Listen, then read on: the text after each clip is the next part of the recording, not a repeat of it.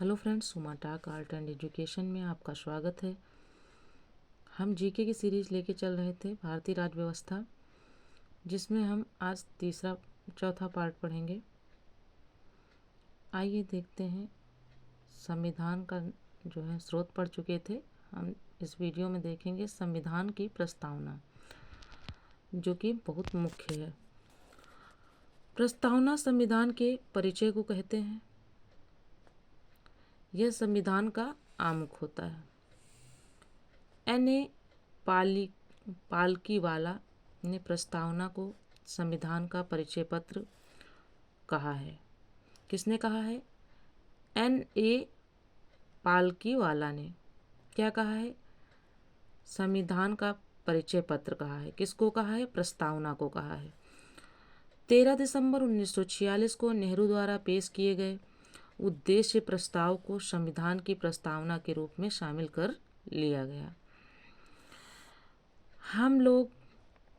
हम भारत के लोग भारत को एक संपूर्ण प्रभुत्व संपन्न, समाजवादी, पंथ निरपेक्ष, लोकतंत्रात्मक गणराज्य बनाने के लिए तथा उसके समस्त नागरिकों को सामाजिक, आर्थिक और राजनैतिक विचार, अभिव्यक्ति, विश्वास, धर्म और उपासना की स्वतंत्रता, प्रतिष्ठा और अवसर की समता प्राप्त कराने के लिए तथा उन सब में व्यक्ति की गरिमा और राष्ट्र की एकता और अखंडता सुनिश्चित करने वाली बंधुता बढ़ाने के लिए दृढ़ संकल्प होकर अपनी इस संविधान सभा में आज 26 नवंबर 1949 ईस्वी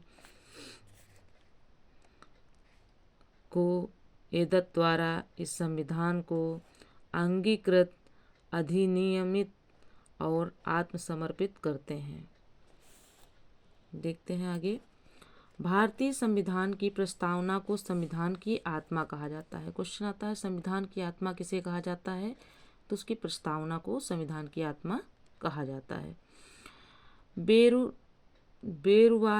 बेरुबारीवाद जो था 1960 में सर्वोच्च न्यायालय ने प्रस्तावना को संविधान का अंग नहीं माना था।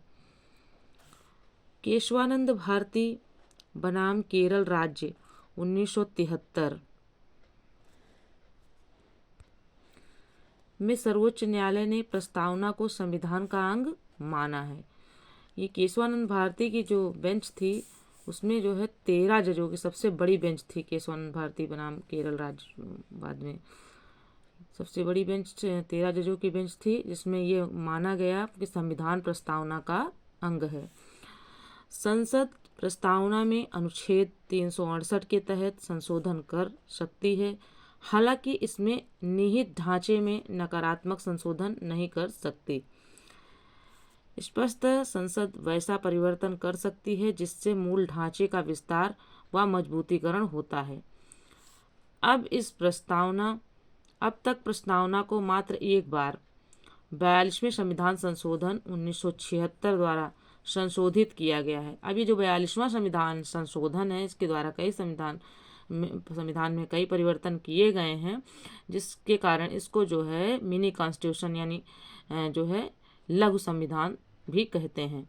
आइए देखते हैं ये बॉक्स किस लिए बना हुआ है। ये बॉक्स में एक क्वेश्चन है, प्रस्तावना को अब तक कितनी बार संशोधित किया गया है और कब? ये आपको बताना है कमेंट्स बॉक्स में। अगर आपने वीडियो ध्यान से पढ़ा होगा तो ये आपको आंसर आता है। फ्रेंड्स, ये वीडियो यहीं तक। मिलते हैं अगले वीडियो में। तब तक के लिए जय हिंद, जय भारत।